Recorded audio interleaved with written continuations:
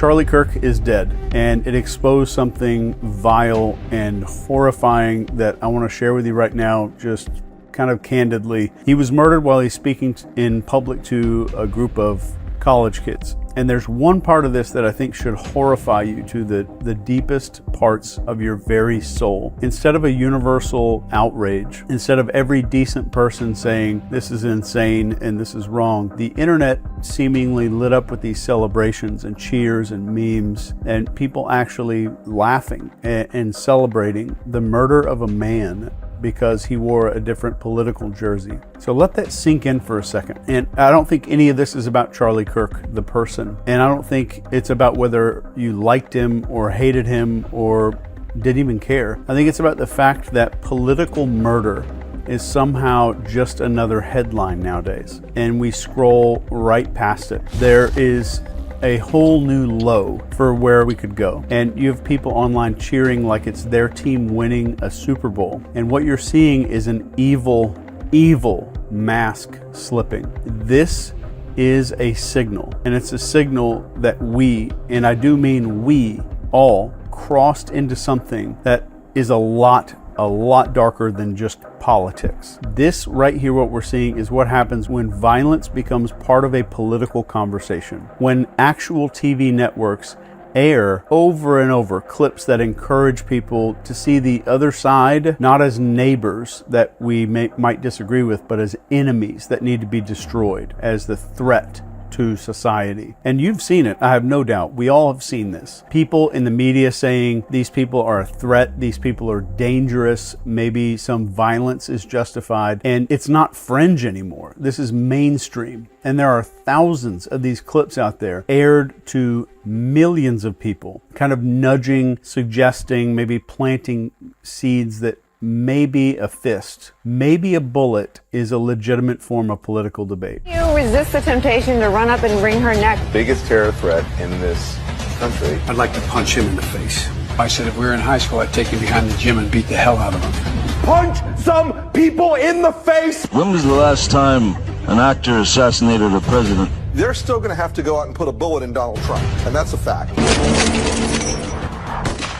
A lot of people don't have the attention span to maybe stick with this, but I pray that you do, because I'm going to expose something here that's going to change everything for you if you stick around. But here's the irony, and what I think is a absolute concrete law of history. It's concrete law. The minute that your ideas require violence to enforce or spread, they are already completely bankrupt. Every tyrant, every failed ideology, every social collapse starts the exact same way. The debate dies, then violence takes the place of debate. And you can't argue with a gun. You can only kill with it.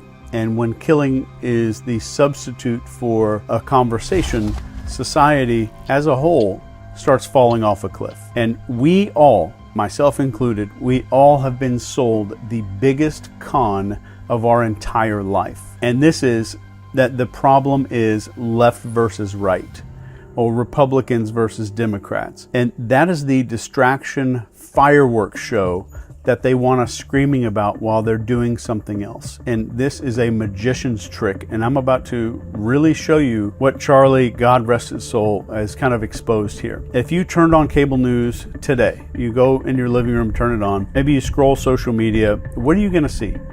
The absolute fringe. They're going to show you the loudest, dumbest, most cartoonish people from the other side blasted in your face 24/7. You're not being shown your neighbor or your coworker or the mom next door who votes differently. You're being shown a bunch of professional lunatics that are handpicked to make you think one thing. And the one big thing that they want you to think is, oh my God, these people are insane. They are the enemy. That's the reason that we're going downhill. And none of this is an accident. This is word for word textbook psychological operations. And military psyops manuals literally describe how you isolate a target audience, then you pump them full of a bunch of outrage, you create a tribal us versus them identity. This is straight out of a psyops textbook. So why would we want to do this? Or why would psyops want to do this? Because once you're locked into tribal thinking, You're going to swallow anything. You're going to believe any lie about the other side. You're going to cheer when other people suffer. You'll excuse things that you would never excuse in your own neighborhood if you watched it right in front of you and it was one of your neighbors. This is exactly the playbook on how you get otherwise decent, kind people laughing at a murder on the internet. That is how you radicalize a country without firing a shot. And let me tell you something that you're not supposed to think about right now. You share more in common. You share more with somebody across the aisle than with a billionaire donor or some media executive pretending to speak for you. I don't think they want you to see that. They need you divided. They have to have you blind and full of rage, because a united, sane, connected public is the one thing that they actually fear. So how does a normal person, just a regular person, a guy who loves his kids, pays his bills, maybe argues politics at Thanksgiving, how does he turn into somebody who cheers at the assassination of a political opponent on the internet? This does not happen overnight. It is a formula, and I'm going to lay it out for you very plain right here. Number one is isolation. And this is where you don't just disagree with people anymore. You're told not even to interact with them. You don't have friends on the other side. Don't date them. Don't work with those people. You need to cut them out of your life. That is step one. And if you're paying attention, that's also step one of joining a cult. So step two is echo chambers. You surround yourself only with opinions that sound just like yours. Social media makes damn sure of this. And algorithms serve you more of what already pisses you off. And this has been proven and documented in research. So that rage gets recycled and concentrated like moonshine, like a moonshine still. And if you haven't caught on yet, this is step two of building a cult, a dangerous cult. So step three here is the tribal script. This is the us versus them narrative. Your side is righteous, their side is evil. Every single issue is framed like a holy war, and it doesn't matter if it's taxes or healthcare. It's suddenly life or death, and it's good versus evil. And if you add outrage and righteous superiority, and our brain chemistry starts going bonkers, crazy, that cocktail makes people feel morally justified in hating and silencing and celebrating violence. That is true radicalization. That's how you turn regular people into basically a sleeper agent without them even knowing. The bad news is that what I just said is only the beginning, and it's happening on both sides of the imaginary aisle. Here's the truly horrifying part. All of this, it's not just a result of some advertising and algorithms. This is deliberate, and I would stake my reputation on it. This is not just some accidental byproduct of politics. This, what we're seeing right here, is engineered step by step to keep you outraged and blind and keep you just kind of stabbing and punching at shadows. All the while, this real power, the people who profit from division, stay completely untouchable. So keep this in mind while we're talking. You have more in common with someone who voted different than you did than the people that you see parading their narratives on TV. Please keep that in mind forever, if you're able to. An absolutely brutal truth that nobody really wants to face. Assassinations that, especially like we saw with Charlie Kirk, assassinations are not usually about stopping some kind of evil. They're about stopping ideas. You don't kill somebody because their argument was weak. You silence them because you were terrified that their words are working on people. Think about Martin Luther King Jr. He wasn't murdered because he was irrelevant and he had bad ideas. He was killed because his vision of racial and economic unity and equality was gaining traction in the country. If you look at President Kennedy, JFK, he wasn't taken out because he had no power or had crappy ideas. He was killed right as he started poking holes in this weird, dark system's grip on our war and defense and secrecy. Mr. Rabin, this guy, Rabin, I think, assassinated in Israel. Nobody did it because he was a joke or because he was a laughingstock. He was killed because he was pushing in Israel for peace, and peace threatened power. Peace threatened power. History is unbelievably clear on this. If debate dies, when open conversation gets replaced with suppression or intimidation and ultimately violence, society walks into a death trap. There is not an exception to this. So the ideas that require censorship or intimidation or blood to survive They are 100% of the time poison. An idea that can't survive in the sunlight has to live in the shadows. And that is the death spiral that we are in if we don't stop this shit right now. So let's look at the other hand in this magic trick. Remember we talked about there's some misdirection going on here.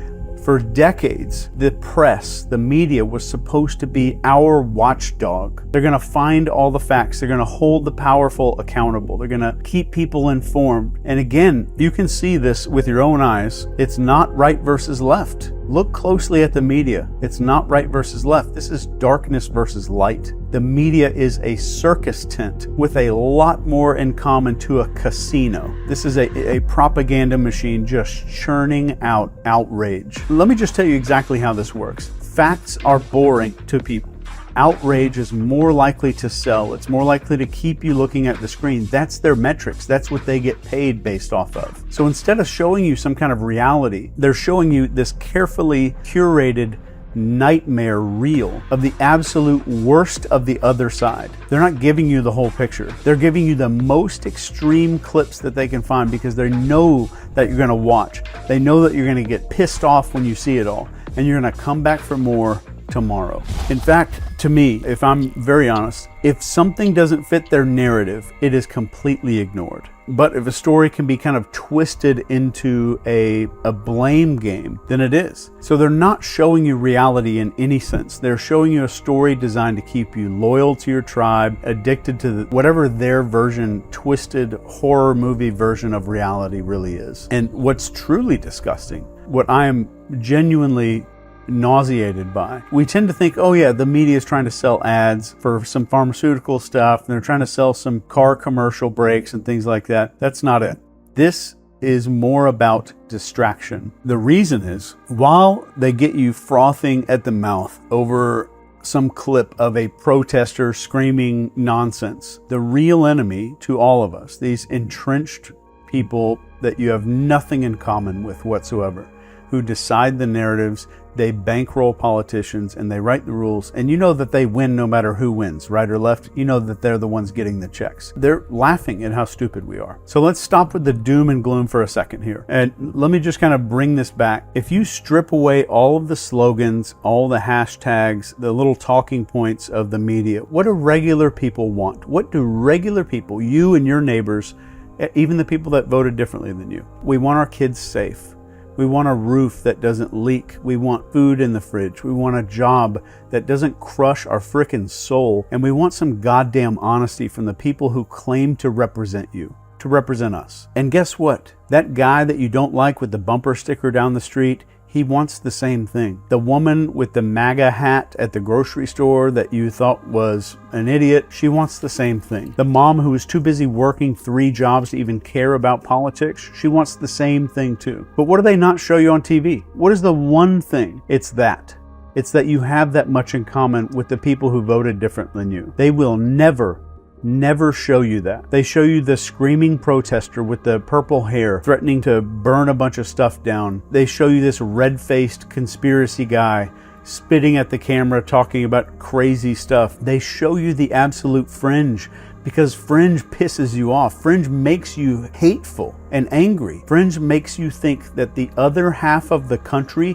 has lost its freaking mind. There are absolute real studies on this. There's hard data proving that these algorithms and the media deliberately push exactly what's going to piss you off. Because the more enraged you are, the longer you're going to stay hooked. And they're literally feeding you a diet of enemies instead of neighbors. They're programming you to see the world through some kind of warped carnival funhouse mirror, where these loudest, weird-ass 1% of extremists look like 160 million people, and it's not. It is a lie. It is a lie. And if that's a lie, then let me say one thing that's true. And let me give you the truth here. You and that weird uncle that you argue with at Thanksgiving, you're not enemies. You're both being played. You're both being manipulated. And the second that you realize that, the second that you look across the aisle and see a fellow human being instead of some caricature cartoon, is the moment that the scam starts to collapse. And I think I know what you might be thinking here. So if it's not left versus right, then who the hell is pulling all these strings? Who benefits? So let me ask you, Who benefits from you hating your neighbor? Because let's be honest, regular people don't profit from this chaos.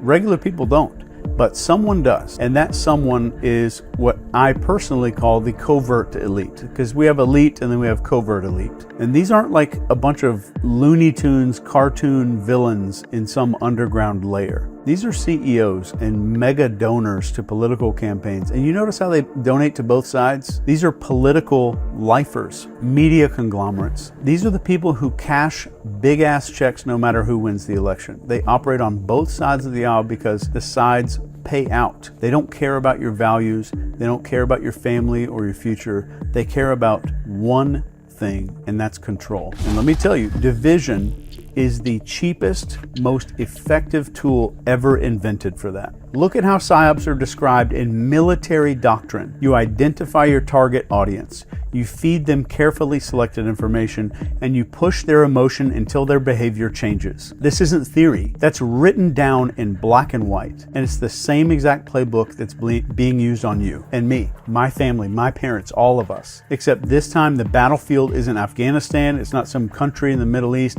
It is your living room. It's your Twitter feed. It's your nightly news. It's right here where you're looking at my face, whatever device you're watching this on. This is the battlefield. This is why both parties, you're hearing them scream about each other nonstop, but they never really seem to touch the things that matter. And you ever notice how there's always money for war, but there's never money to fix our roads? You notice how billionaires always seem to fund both sides of the elections. And if you've ever noticed, if you take a good look, corruption is a bipartisan issue.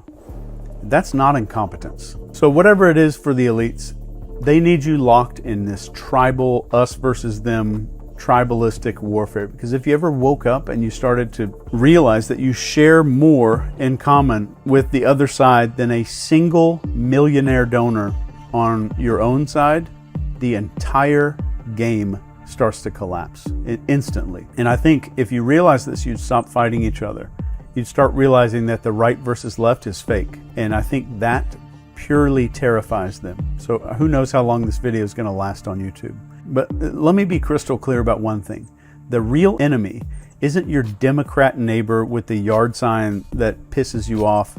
It's not your Republican uncle who posts stupid memes on Facebook. The real enemy is entrenched power. And it's an entrenched power that thrives on one piece of fuel, and that fuel is chaos. The real enemy is those people who profit when you are divided and distracted, and most importantly, when you are dehumanizing your fellow Americans. This was never about left versus right. It was always about the people versus the powerful. So here's the starting point.